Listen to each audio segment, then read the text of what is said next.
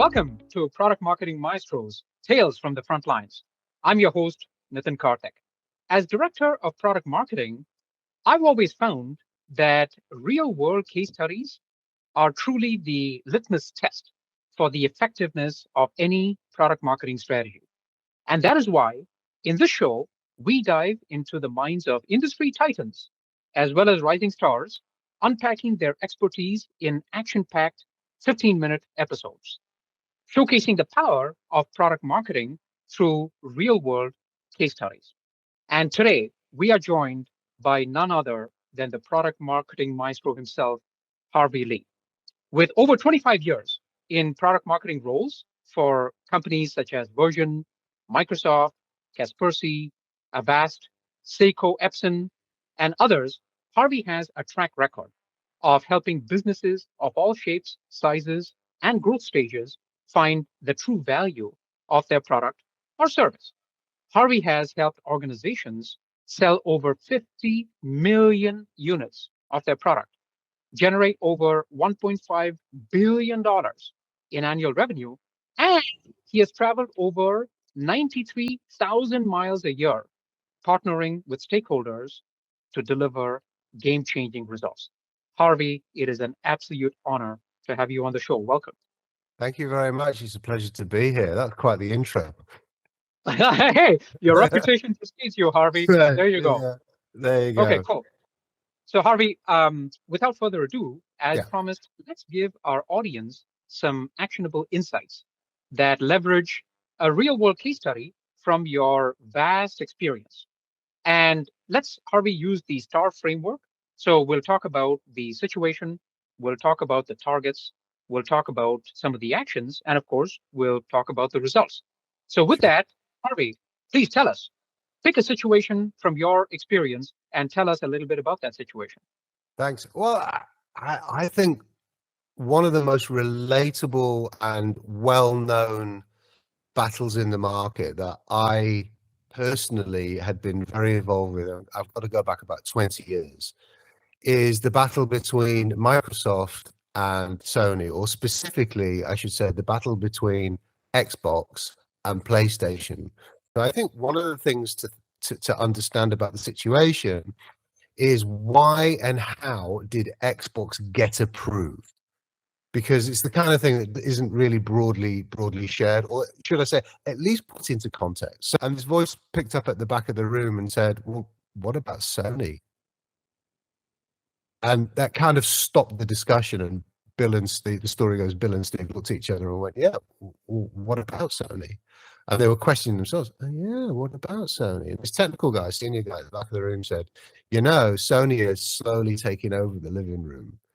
And they've got they've got their televisions, they've got a microchip here, a processor there, they've got the DVD players, they've got the content studios, they've got Columbia Pictures, they've got Sony Records Music and all of that stuff. You know, they could pose a real threat to Microsoft. And that single line pitch, it's actually 3 words, single line pitch, after all the hours of making the positive business case, actually is what got the Xbox approved. And when you're taking on a huge incumbent competitor, you need to think very, very carefully. And I use the old story of sort of David versus Goliath, if people remember that from the school days. Right? David was the little upstart. He was a little pipsqueak. He had no weapons. I mean, nobody would look at him twice. Goliath is huge, undefeated soldier. Just nobody would say anything to him. He would just crush everyone and everything in his way. But yet David challenged him to a one-off fight and won, not because he's stronger, but because he was smarter. He knew his opponent's weakness. Right? So the situation was Microsoft had to take on a hugely incumbent competitor who corporately were 3 times bigger than them at the time. So you got the Xbox approved. That's the context. That's the situation. Where do we go from here? What's the next? Yeah. Wow. I mean, that's amazing, Harvey, the way you describe it, like David versus Goliath. I think a lot of our audience can relate to that situation, whether they are at small startups or even major tech companies. Mhm. sometimes you're entering a new category, and it is a David versus Goliath situation. So thank you for laying out that situation. Harvey, let's now talk about some of the targets, either quantitatively or qualitatively. How should we think Yeah. about the targets you were facing? Well, quantitatively, I can't really talk about, but qualitatively was an interesting one because if we go back to the situation, really the goal was for Microsoft to establish themselves as a credible player in this category. If we recall at the time, and everything is subject to time because time is a great leveler, but it also provides context. Uh, if we look at the time, Microsoft were already a credible player in the PC game space. Microsoft Simulator, Flight Simulator, Age of Empires had all been big hits, and the follow-ups had all been big hits. So Microsoft Game Studios from a PC game was highly credible, but this is a completely different category, right? So yeah, it's games, but it's not games. The video games console is you are a hardware manufacturer, you're in consumer electronics, you're not just in software.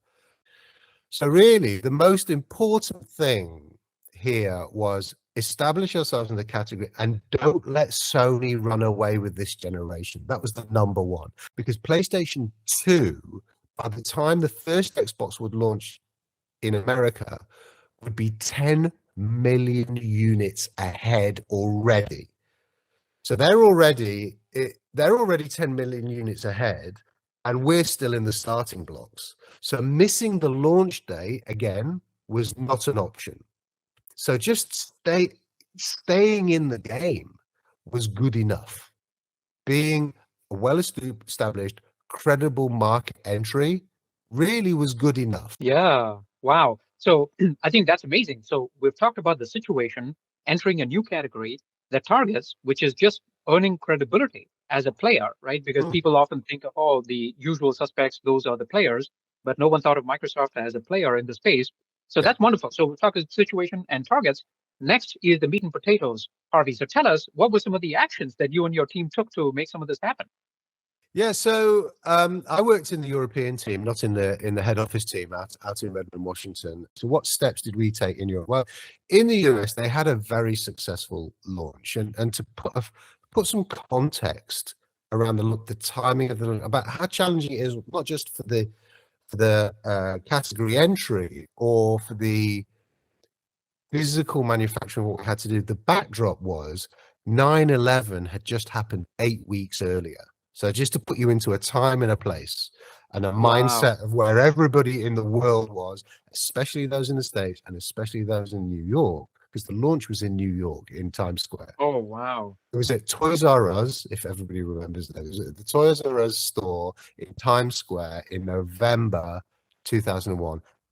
But eventually it came together. But the actions that we had to take were very pragmatic because it was like we don't have this, we don't have this. Like, okay, what is the question we had to ask ourselves? What is it we can do? Not what is it we can't do. The big action we had in Europe was around leveraging the US launch, which had established a certain level of great credibility. It's like we actually did this thing. So we're that number one action, leverage it, prove to the world it's coming here.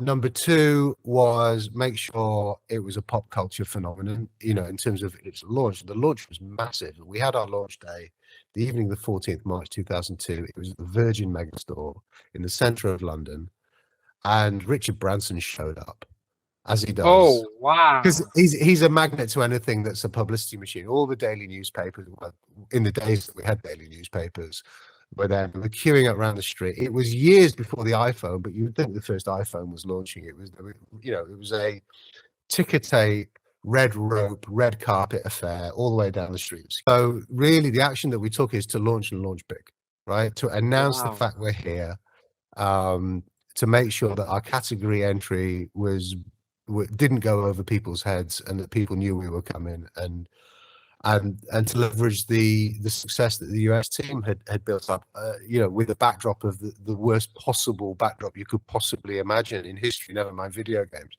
Yeah, wow. What an amazing set of actions. So fundamentally, the big launch, and this was against the backdrop of any number of challenges. You talked Yeah, about September 11th, yeah, and you talked about not having the right formats, not having the right games, yeah, PAL, NTSC, the voltage differences, American football versus soccer, which is a yeah, religion in Europe.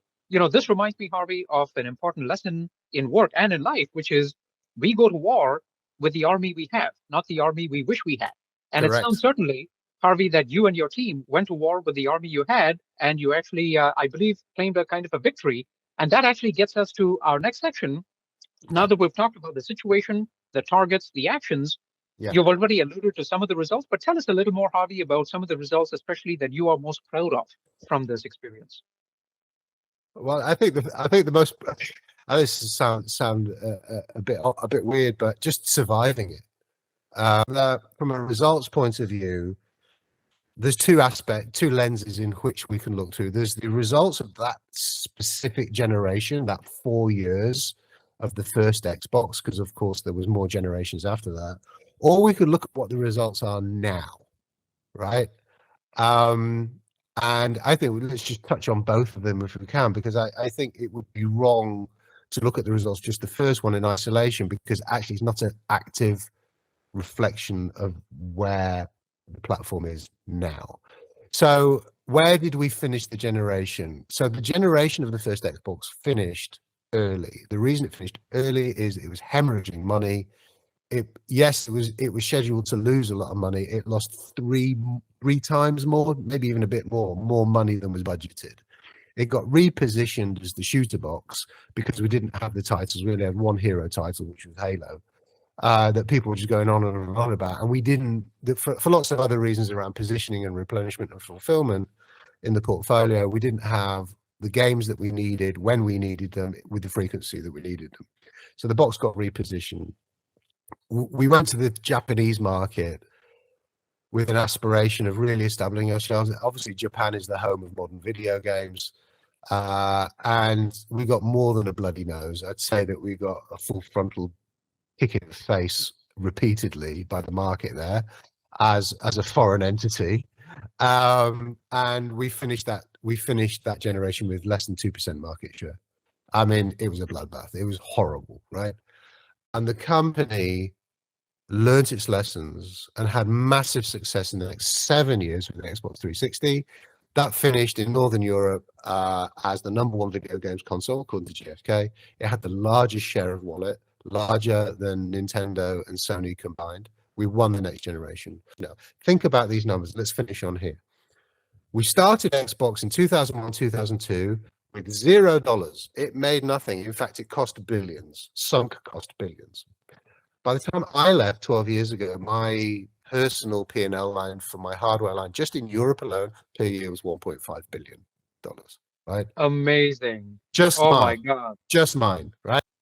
Remarkable, remarkable. Dreams do come true, Harvey. I think this is a story about that, if about anything else. And it's amazing how you talk about all these challenges that you went through, the trials and tribulations. You may have found success in one geography, but perhaps challenges Absolutely. in another geography, and how it takes time. So I think some of the lessons for our audience is we have to stick with it. Sometimes we may see bursts, spikes of success and troughs, but Yeah, we shouldn't, have whiplash and immediately change direction. We should absolutely. persevere. We should stick with it and play the long game. These are amazing insights, Harvey. I think that's extremely well said. So, Harvey, with all these insights, I think our audience is so much wiser. Tell us, Harvey, where can people find more about you, and tell us about your upcoming book, Backstage Pass. We're eager to Yeah. hear. Oh, well, thank you for mentioning the book. So you can find me online. Obviously, you can find me on LinkedIn. I'm probably the hardest person in product marketing to find. So come follow me, connect with me on LinkedIn. I'm very engaged every single day on LinkedIn. If you send me a message, I'll reply. Um, I opened up my book of business, so I'm doing consulting and teaching and mentoring and public speaking now, which I'm really enjoying. But the book is kind of a focus right now. It's coming out on the 14th of February. It's called Backstage Pass, a business book that's far from conventional, and basically it's a personal career development book.